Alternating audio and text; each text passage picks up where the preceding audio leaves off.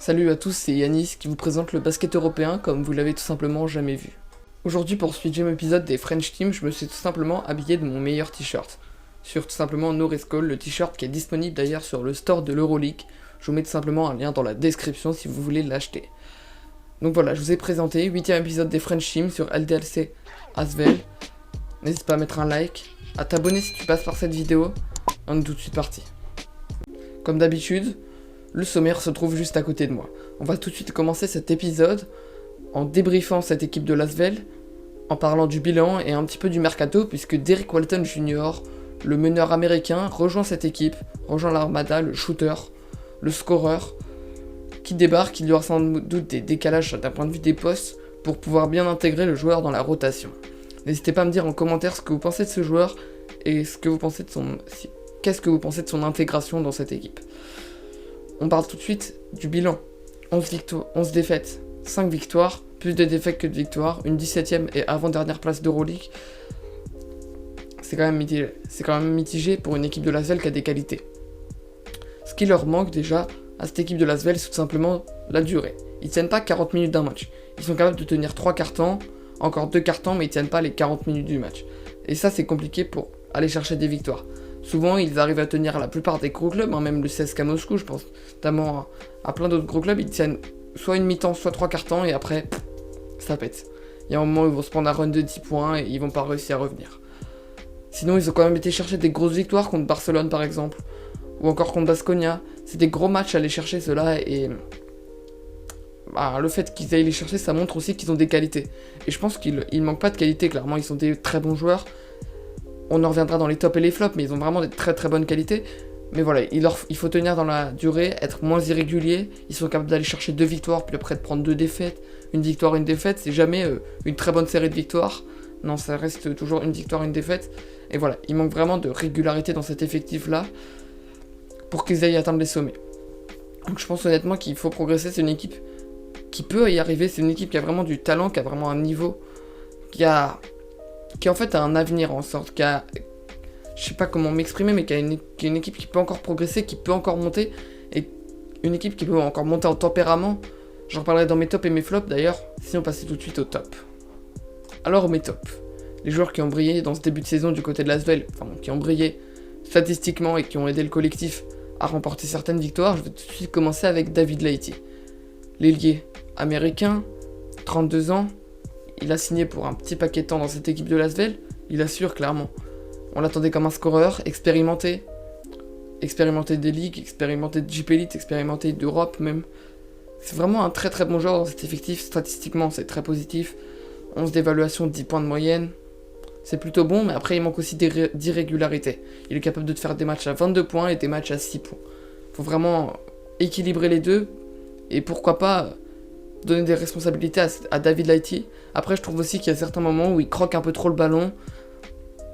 Il faut qu'il fasse un peu plus les bons choix, notamment sur son jeu de dos au panier où des fois il insiste vraiment et des fois ça fonctionne pas si bien que ça. On passe tout de suite à Guerschon Yabusele, mon deuxième top.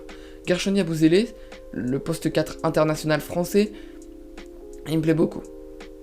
Une musculature énorme, très physique, Guerschon Yabusele. Il a aussi développé son shoot à 3 points. Et je pense que c'est une arme très très bonne, qu'il a très très bien utilisée en ce début de saison. Moi je le voyais pas comme un énorme shooter, clairement. Je pensais vraiment que c'était plus un mec physique capable de finir près du cercle avec contact, ou même avec des shoots à mi-distance, mais il a clairement prouvé que sur une petite passe, avec un petit shoot à 3 points bien armé, il était capable de le mettre. Il sait varier son jeu, il sait aussi prendre des rebonds, faire des passes, défendre correctement, faire des gros contres, je pense que ça, vous avez pu le voir. Et voilà, c'est pour ça que Guerschon Yabusele figure aujourd'hui dans mes tops. Enfin, mon premier top, j'ai parlé du pivot de 2m18, Moustapha Fall. Quand il est au poste, et qu'on lui donne le ballon, il y a souvent prise à 2 sur lui parce qu'il est tellement monstrueux. 16 d'évaluation en moyenne, la meilleure éval de cette équipe de l'Asvel, et un joueur qui me satisfait beaucoup. Scoreur rebondeur, 10 points, 6 rebonds de moyenne, si je dis pas de bêtises. C'est vraiment un très très bon joueur près du cercle, il va être capable au poste de faire vraiment un grand bien à cet effectif s'il ne perd pas le ballon.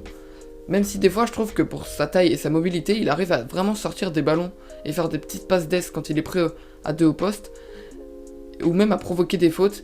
Cependant, il reste quand même très maladroit sur la ligne des lancers francs, ce qui lui coûte beaucoup de points, qui sont vraiment vite fait jetés comme ça sur une ligne. C'est un peu dommage pour Mustapha Fall. Il faut vraiment qu'il progresse au lancer franc, et je pense que cette équipe de Lasvel, elle pourra monter aussi un petit peu, il pourra monter ses statistiques personnelles, passer des points, mais vraiment Mustapha Fall, il faut qu'il progresse au lancer franc. On va tout de suite aborder les flops. Alors clairement, il y a des joueurs qui m'ont un petit peu plus déçu dans ce début de saison. Notamment, on va commencer avec Riyad Lomas. L'arrière laiton, shooter, très très bon en sélection nationale, et moi un joueur que je trouve qui a d'énormes qualités offensives. Défensivement, des fois ça pêche un petit peu, mais c'est pas sur ça que je vais le critiquer, c'est sur son fait de prendre des shoots et des responsabilités. Riyad Lomas, c'est un très bon shooter, et des fois j'ai l'impression qu'il se bloque, qu'il a pas envie de shooter. Certes, il a un temps de jeu très réduit dans cette équipe de Lasvel, il a été une seule fois starter.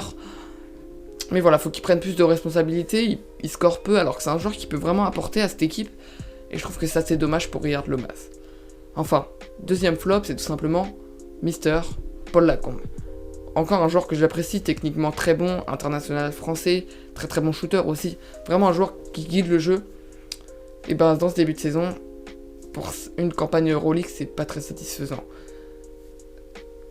Il a des qualités, mais il les met pas à profit de l'équipe de Lasvel. Il perd beaucoup de ballons, fait beaucoup de fautes, tente peu de shoots. Je crois qu'il a réussi un seul bon match en ce début de saison, réellement.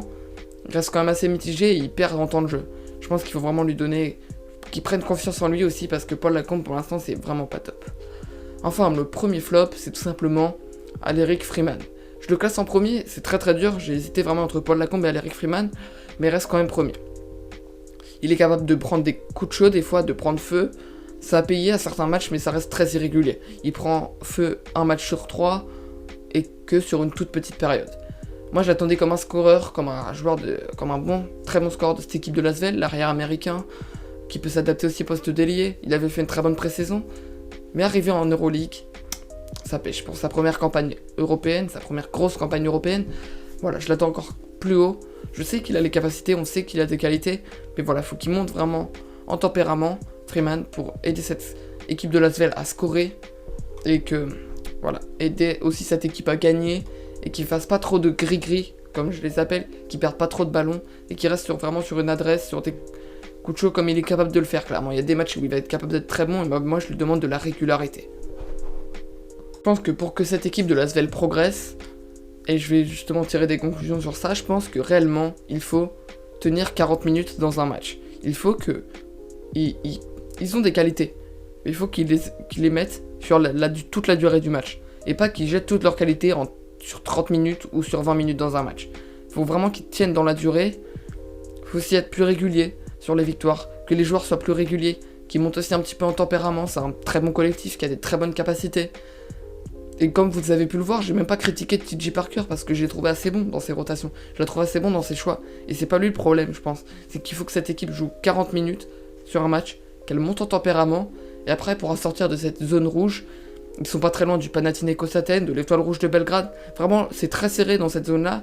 Et dans cette deuxième partie de saison, pourquoi pas inverser la tendance.